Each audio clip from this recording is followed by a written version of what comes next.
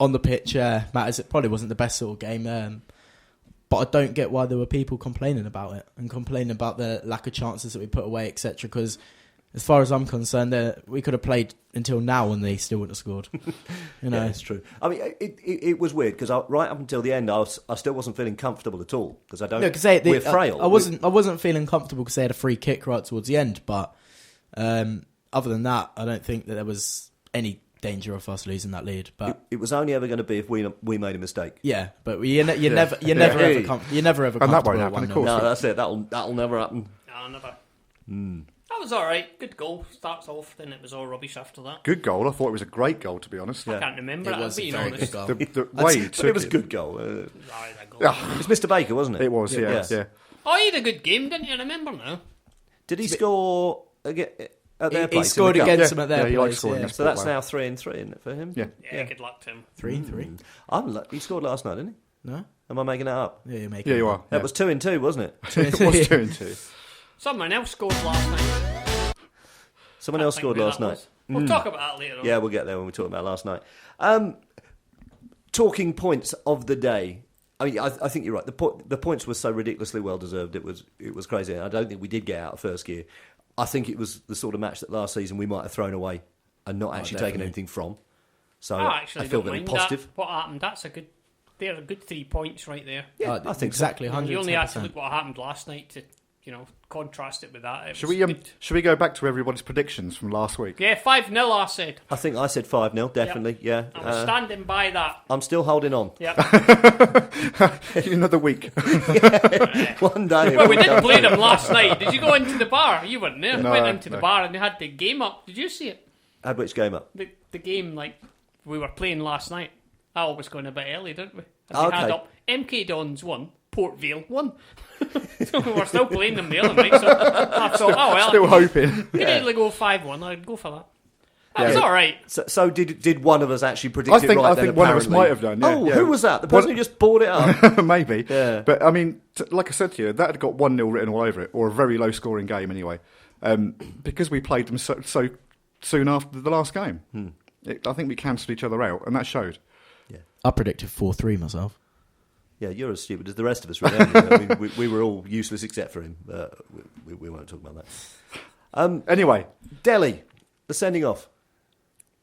Not that Delhi was sent off, but the sending off. I can't talk at the minute. They got all the scores coming up at the bottom of the telly. So. All right. Okay. We'll leave you You talk amongst yourself. Just the three of us. I've not seen it again, so I'd like to reserve my judgment. But if it was to judge, I'd say that Chris Lyons is an idiot, and I'm glad that we never signed him because he's a filthy player that we should never really had on loan in the first place. Chris Lyons. What I think he's the reason why we didn't get in the playoffs a few years ago, I think. Yeah, obviously, yeah.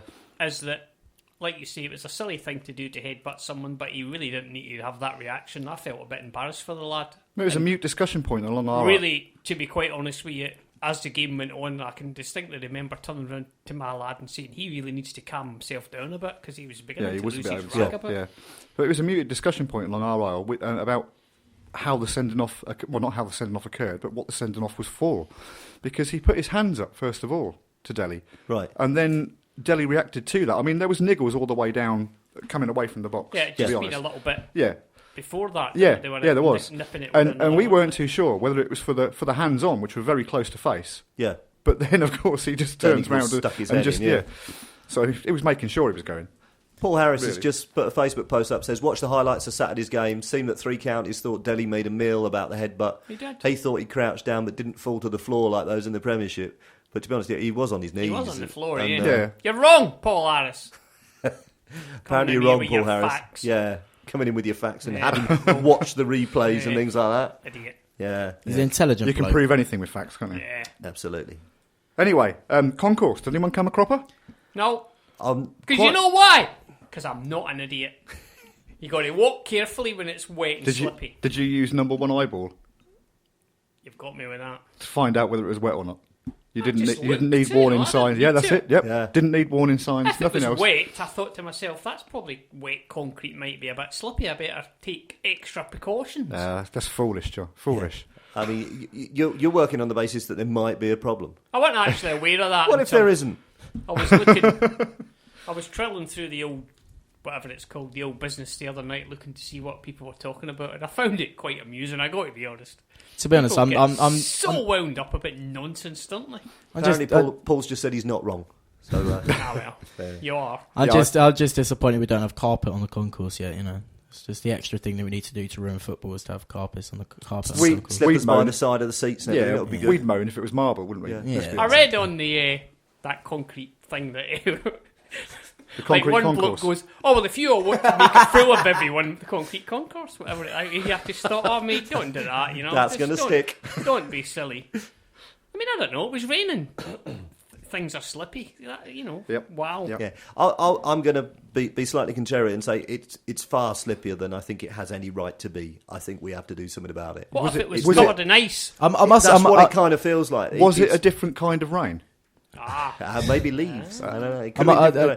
I noticed it more on Saturday than I have in the past, because we've had floors like that in the past plenty of times, and it's never really occurred to me how slippy it was until Saturday. Yeah. And you know, that's when other people started talking about it as well. So it must have been some sort of different kind of rain that had been sabotaged from South London. That's it. Yeah, I have good grip on the bottom of my football trainers, and you know, if I wasn't careful, I could have fallen myself. Although I was careful and I didn't. But it's exciting stuff, this, isn't it? Did anyone notice any business plans that were put into place? Business plans to possibly inflate the income of programme sellers, possibly. Oh, I did. Yeah, that was really amusing. What did we notice? Well, allegedly. Definitely, allegedly. Allegedly, there was a bloke standing outside Gate 6 selling Other programmes. Gates are available. And saying... Sorry, Karen. Get your programmes here, you can't get in without one. What? Well, you know the guy that sells the programmes. What, outside Gate 6? Yeah. We've got another 3,000 people turning up who don't normally turn up, and he's trying to get them to buy a programme saying they can't get in without I'd tell you what, for the first time, like last night, for the first time ever, I bought a programme outside Gate 6. No, it was Saturday. Well, for the first time ever, I bought It it was Saturday. For the first time ever, I bought a programme. The geezer put the golden goal thing inside it. Overcharged me, and I never noticed until I walked away. So, overcharged, Ted. Let's talk about beer prices. Yeah. I purchased, Brando. Yes. Stop shouting in the microphone. A pint You're causing of me beer, problems. which would have come to £3.30, and a bottle of Fanta, which came to £2 of your English pounds. So I was ecstatic to be charged £11.40 for that. Yeah, exactly the same as me. I managed to acquire a pint of Heineken and 2 very fine red wines Liverpool. that amounted to £17.50 of your Queen's new pence. What made me laugh was I said to her, "You're wrong there," and she looked at me as if I said, "No, you're wrong." I said, "It's not £11.40," and she's going, "It is." I said, "No, it isn't. It's £5.30 or whatever." She's going, "No, I've put it in the till." I said, "I don't care I pressed the right what button. you've done." You know, £3.30 and £2 does not equate to £11.40. You bloody head case. And they weren't much better last night, were they? God almighty, where did they get? You know that FM licence? Yeah, that ex-FM licence. Yeah. Okay. I'm just saying. You are just saying. You're allowed to just say as well. I'm a customer. Literally, in all senses of the words. But anyway, 3 points. 3 points. Yep, well earned. Mustn't grumble. No, not at all, no. Yeah, pleased with it. Not the most exciting afternoon I've ever had in my life, but I'd have certainly many not the more worst. of them if it means we get promoted, put it that way. Yeah, absolutely. I'd drink to that. Another good thing to come out of it, it was slightly milder than I thought it was going to be. I would drink to it, but I can't afford the prices. No. Hey, well, you've not mentioned anything about that before. Okay, I think we need to move on. Listen to the Sticks Radio Show with me, Terry Sullivan, here on Seclo Sounds every Monday from 10 a.m. with guests from the world of entertainment and sport across hearts, beds and bucks. The Sticks Radio Show online at seclosounds.org.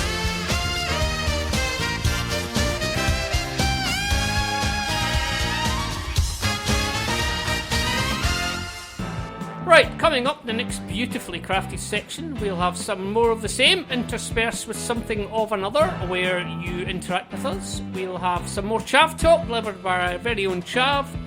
What are they saying about us this week? And backed by unpopular demand, we find out just who loves Chairman Sir, when we delve into the world of Winkie is loved by just for Albie.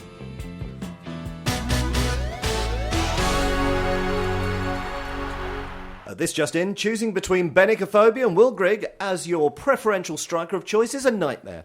But it's a nightmare that Carl Robbo Robinson is relishing this season so far.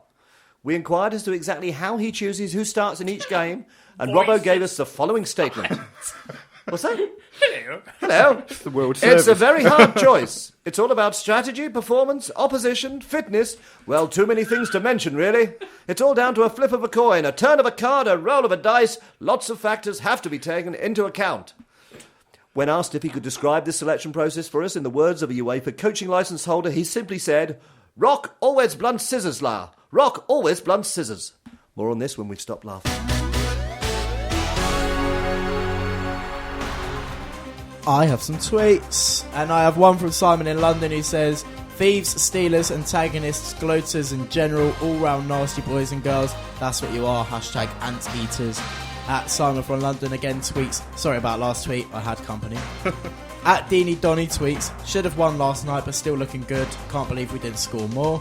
At Franchise Francine tweets, "I'd like to nominate Edwina to eat something disgusting off Jimmy Pollard's." So nearly read that wrong. That's what's known in the trades as a slow burner.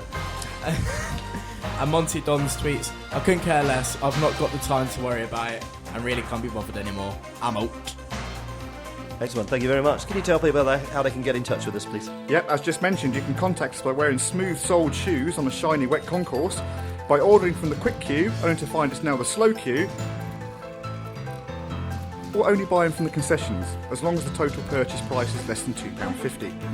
Alternatively, you can use more conventional methods. You can contact us on Facebook, and we're at facebook.com/the MooCamp. You can tweet us using the hashtag the MooCamp during the show.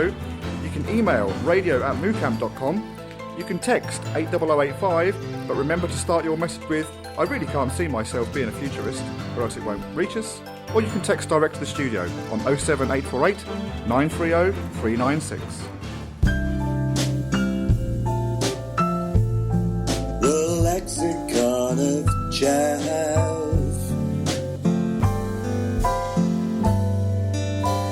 Of chaff.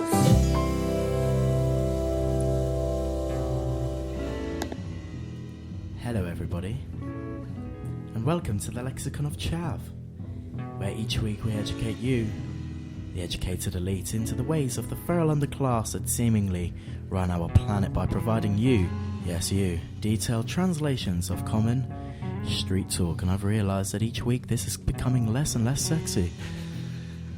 This week the phrase under scrutiny is gawping. Common usage. "Oi, Muppet, what are you gawping at, eh?" Definition. "Pardon me for inquiring, sir, but may I ask exactly what you are looking at, and perchance I could offer explanation?"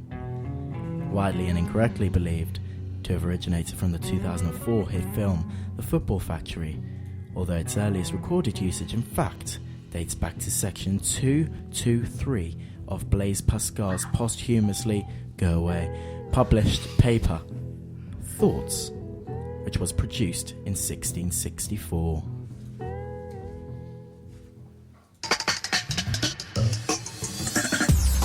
Let's have a look at what they're saying about us this week.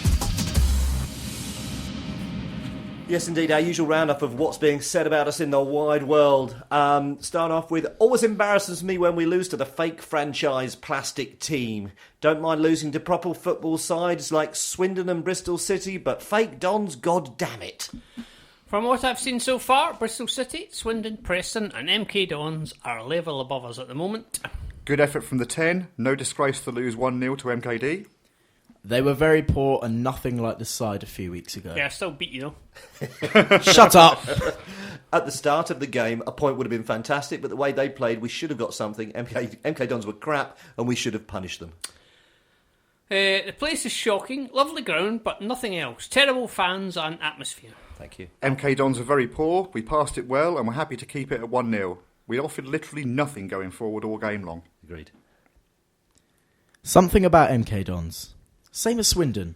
We just never win and always ship loads. MK Dons are light years ahead of us. Whereas they have strength in depth. We're playing players who have already been told they're getting a wage cut at the end of the season.